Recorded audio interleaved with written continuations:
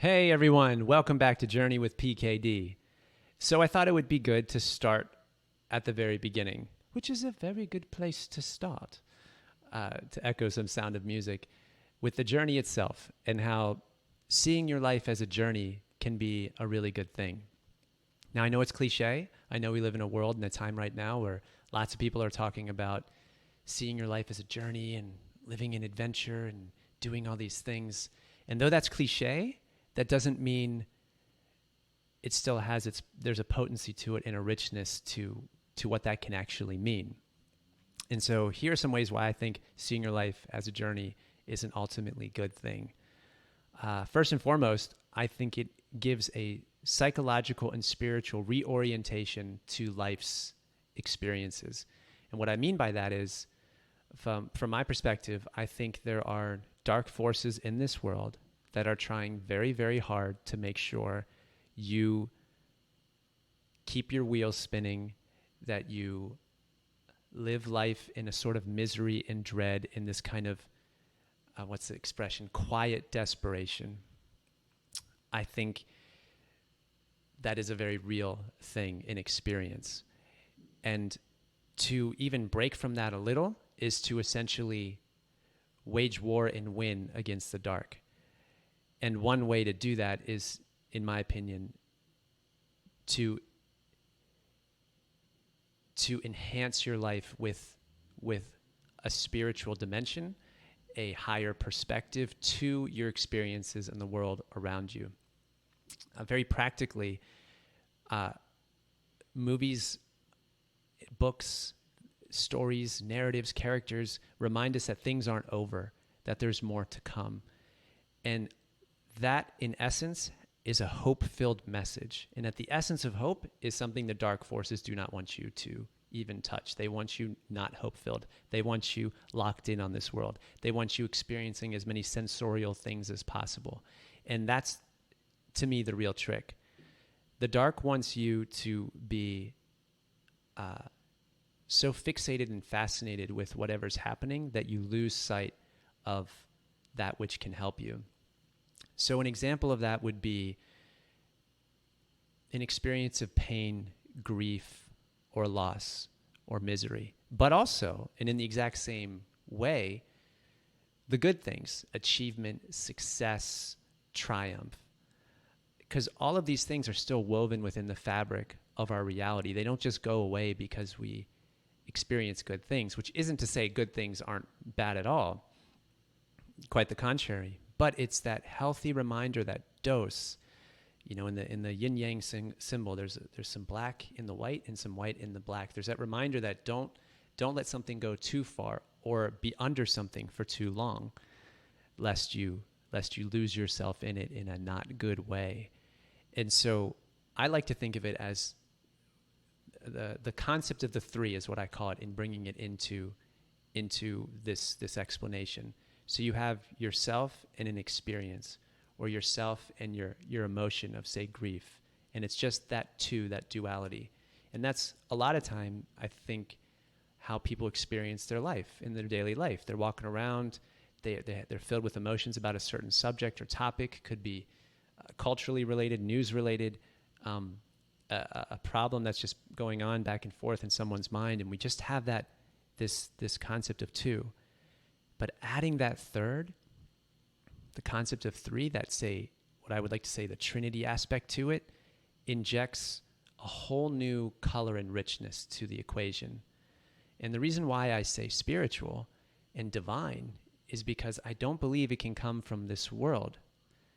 It's like the movie The Matrix, which I think does an excellent job at touching on so many different things. But in The Matrix itself, you're not going to find things in the Matrix to necessarily break you out of the Matrix. It has to come from outside the Matrix.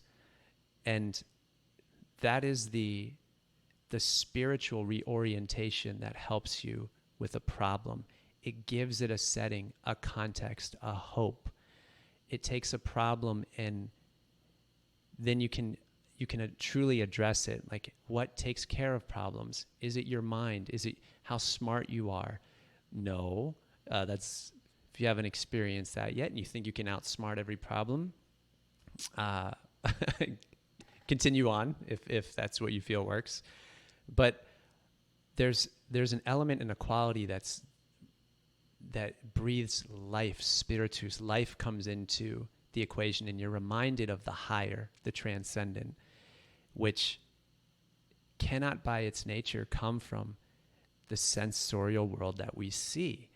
It's adding a special component to it that gives you an immediate kind of, gives you this vigor back, this fight back, this engagement back with your reality. There's a line in Fight Club where he says, you decide your own level of involvement.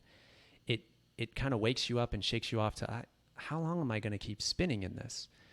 And again, that's for good or bad experiences. We tend to think about it more for the bad, that which is dragging us down, but the same trick and trap is there in the success and achievements and the good. We'd like to think that I got the relationship I always wanted, and then maybe 6 months, 2 years down the road, we realize, I maybe put that in the wrong place. Maybe I shouldn't have put that in the on a pedestal in a way that would ultimately be temporary, as good as it may last. And so there's a groundingness to realizing that your life is a journey.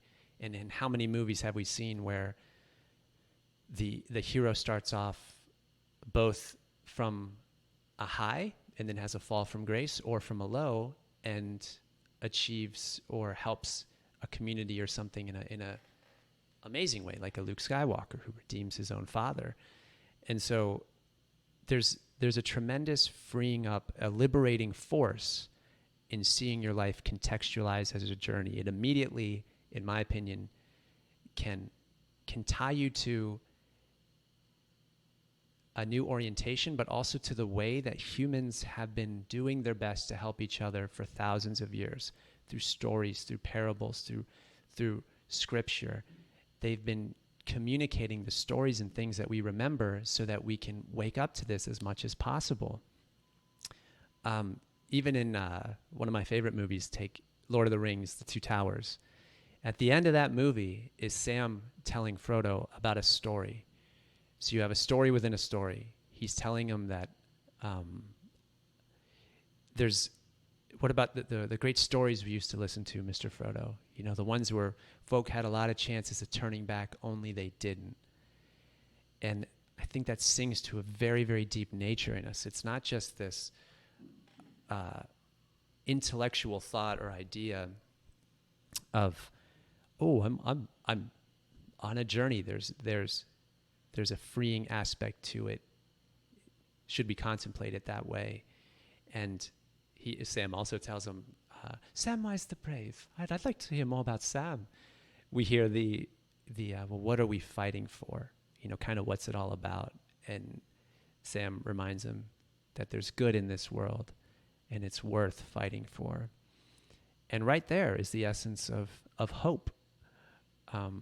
Not in hope of things that you want to work out, but actual goodness and hope of the future expectation of good, not for your pleasure seeking, etc., but true goodness. And so I think stories can reorient you psychologically, spiritually. They give a context to your problem, that concept of the three. It injects a vigor back into life. It's like giving yourself that tool in a fight that you didn't know you had, and all of a sudden you can like summon a sword and then strike back at the enemy, right? It gives you, it's actually, you can go on the offense with it. And that in and of itself helps free you from this matrix we're in. It can give you a boost. And in doing things throughout the day, whether it's just small noticings of just you and an emotion that you've been in a long time, or a thought, you're dwelling about the news or thinking about something that's going on, immediately, maybe it's helpful to try to realize it's you, that thing, and then add the higher, right? That eagle eye, 40,000 foot view that helps bring about a different context. It reorients just slightly. You don't need this huge reorientation. Oftentimes it's the little battles, the little fights that over time habits are developed, and eventually a maturity and maybe even a mastery can occur where you cede it to the higher. Because in my opinion, I don't think there's a lot of pride in thinking it's going to be just us, and we're that smart. We're gonna maneuver through. So hopefully that helps. Hopefully that helps. And I thought it was a very good place to start. The journey itself, how thinking of your life as a journey can be a tremendously good thing. Don't let the cliche stop. You can give yourself a break. That's another thing too. It can take off this judgment of right and wrong. That, are you doing it right or wrong? Are you even handling something right or wrong? Because then you're going to add more guilt to yourself amongst a problem. And the dark forces absolutely love that you're compiling and just more traps upon traps upon traps, because then you'll feel spiritual guilt if you did something wrong, or you're amongst the world and now your grief is overcoming you and you're just going down some bad things. So just remember too, it can free you from that. And if you believe, as I do, that there's a loving God that wants the best for you, then man, oh man, you give yourself quite a boost. You give yourself that chance, as Neo experienced in the Matrix, to really take on the world in a different way. Not easy. Doesn't mean that. Simple doesn't mean easy. But keep in mind, it's a hope-filled thing, and it can be a very, very good thing. And that's worth fighting for. That's worth fighting for. So wherever you are, take care, Godspeed, and hopefully you're enjoying your journey. Peace.